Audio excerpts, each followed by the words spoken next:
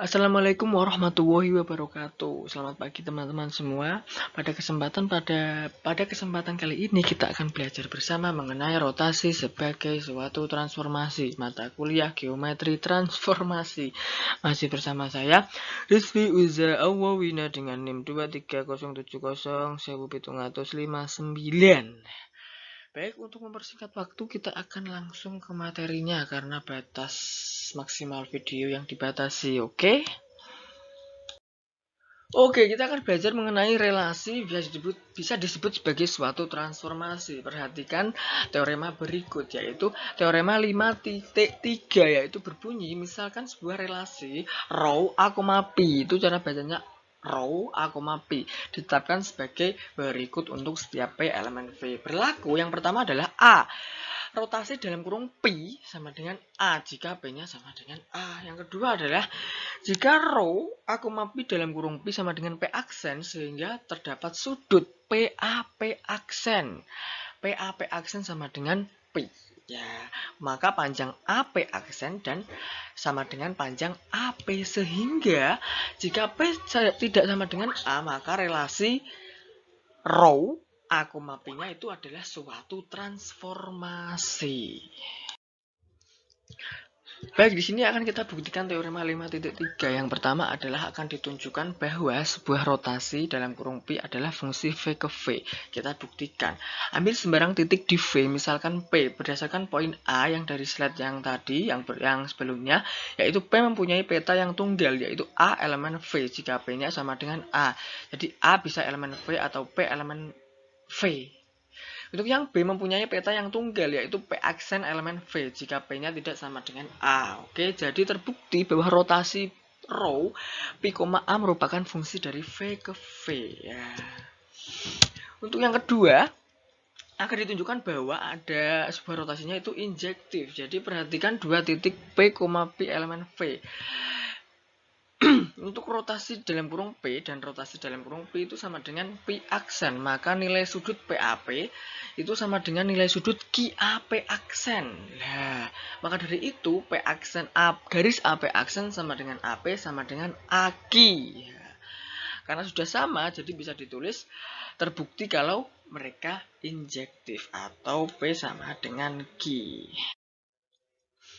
Berikutnya adalah akan dibuktikan bahwa rotasi adalah surjektif. Ambil sembarang semisal Q elemen V. Ada dua kemungkinan, yaitu untuk Q sama dengan A dan Q tidak sama dengan A. Bila I-nya sama dengan A, maka ada A elemen V, sehingga untuk rotasi A-nya sama dengan Q sama dengan A. Boleh saja karena dia sama dengan.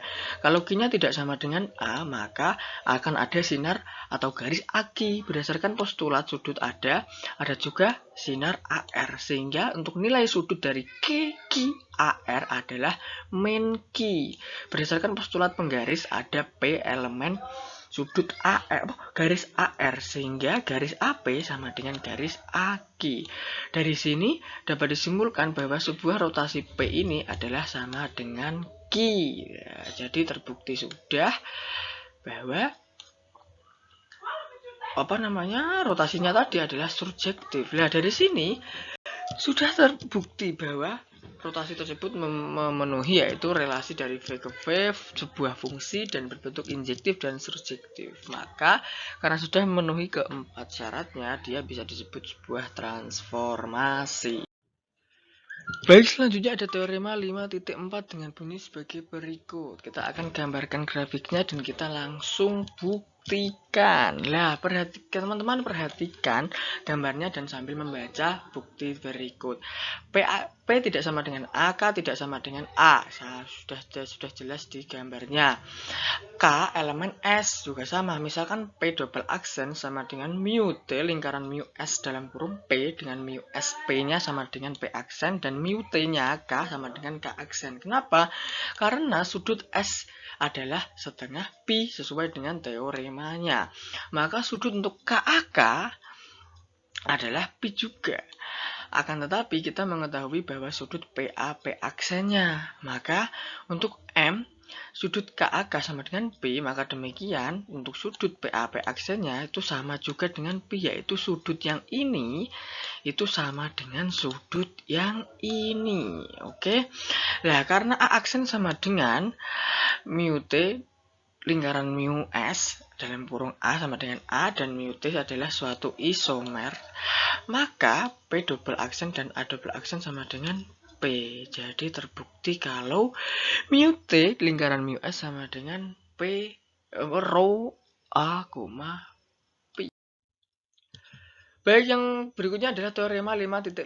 Untuk teorema ini sedikit lebih gampang ya, karena teoremanya berbunyi komposisi dua pencerminan pada garis adalah suatu rotasi atau translasi. Jadi jika ada dua pencerminan pada garis itu hanya ada dua kemungkinan, kalau nggak rotasi ya translasi. Maksudnya kita buktikan, ambil sembarang pencerminan mu T dan mu S. Keadaan S dan T dapat T sejajar dengan S atau T memotong dengan S. Cuma ada dua kemungkinan, sejajar atau memotong. Jika T dan S sejajar, maka mu T lingkaran mu S itu adalah suatu translasi. Sedangkan kalau T memotong S itu adalah suatu rotasi. Nah, kesimpulannya cuma ada dua. Jadi komposisi dua pencerminan pada garis adalah kalau nggak rotasi ya translasi. Kalau nggak sejajar ya memotong. Oke. Selanjutnya ada teorema 5.6 berbunyi setiap rotasi adalah isometri langsung. Buktinya kita ambil sembarang rotasi atau kita sebut P A, rho A, P sama dengan pencerminan mu T lingkaran mu S dan ganda 3 berorientasi positif, maka oleh mu S ganda 3, BCD berorientasi negatif. Karena apa? Sebab mu S isomer lawan. Akibatnya ganda tidak berubah atau BCD berorientasi positif. Jadi, mu T lingkaran mu S tidak mengubah orientasi gandanya. Sehingga dengan demikian terbukti sudah mu T lingkaran mu S atau merupakan rotasi suatu isomer langsung.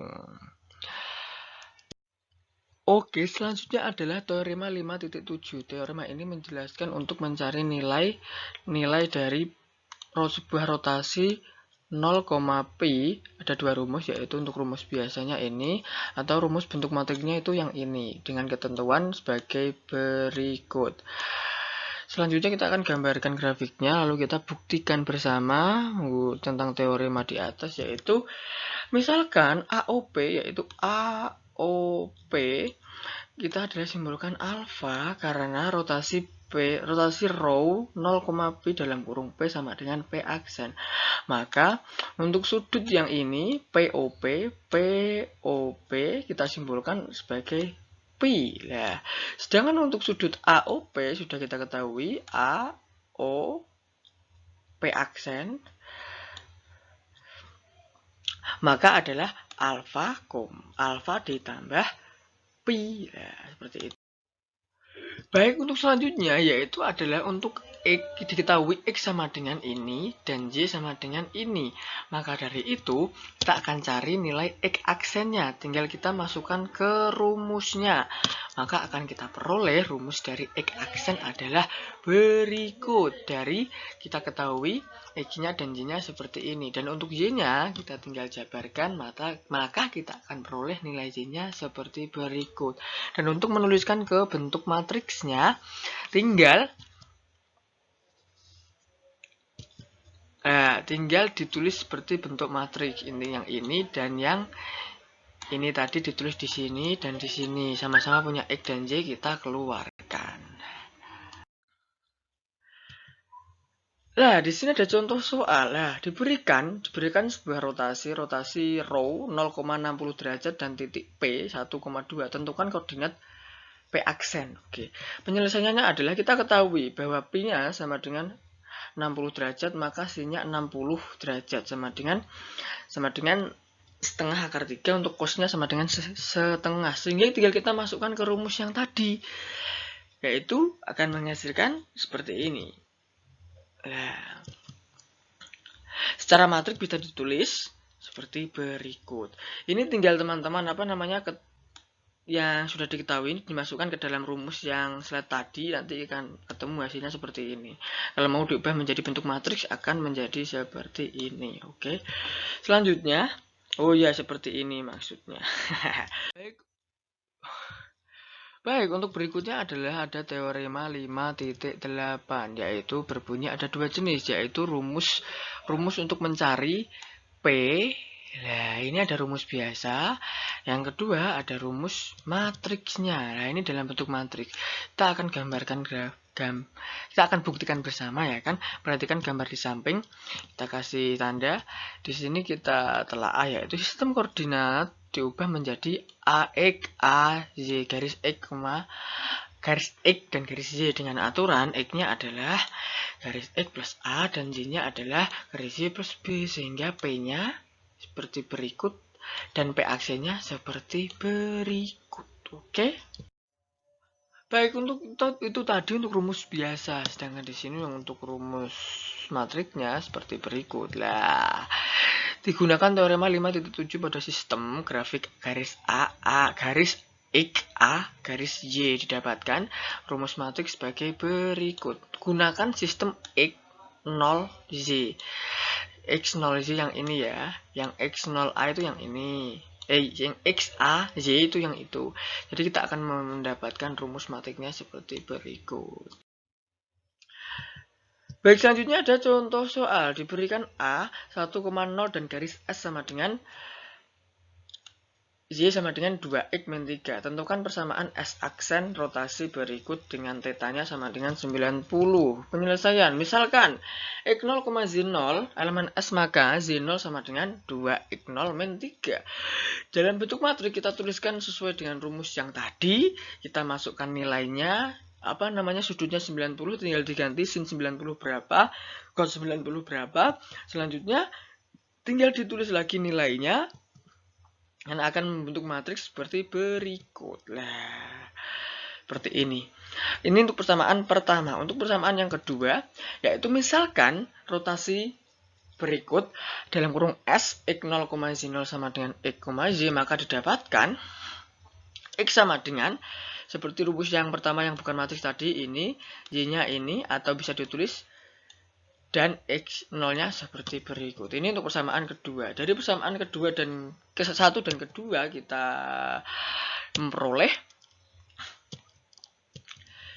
yaitu 2Y plus X min 2 sama dengan 0. Nah, jadi persamaannya adalah S aksen sama dengan X,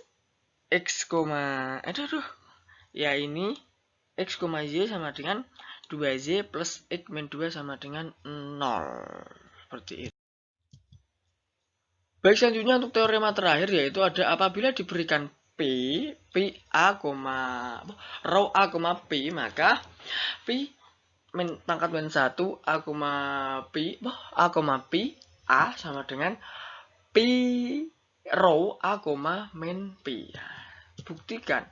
Buktiannya adalah apabila garis S dan T pada V sehingga T gabungan dari S sama dengan A dan sudut S ke T adalah setengah pi seperti teorema berikutnya, maka berdasarkan teorema 5.4 tadi didapat bahwa rotasinya sama dengan mu T lingkaran mu S. Ini adalah gabungan dari semua teorema dan sudut dari T ke S adalah min setengah pi karena rotasinya min aksen sama dengan mu T lingkaran mu S min pangkat min 1 sama dengan mu T pangkat min 1 lingkaran mu S pangkat min 1. Untuk mu T lingkaran mu S sama dengan pi rho A, min P aksen sebab A S gabungan T dan sudut dari T ke S adalah min P.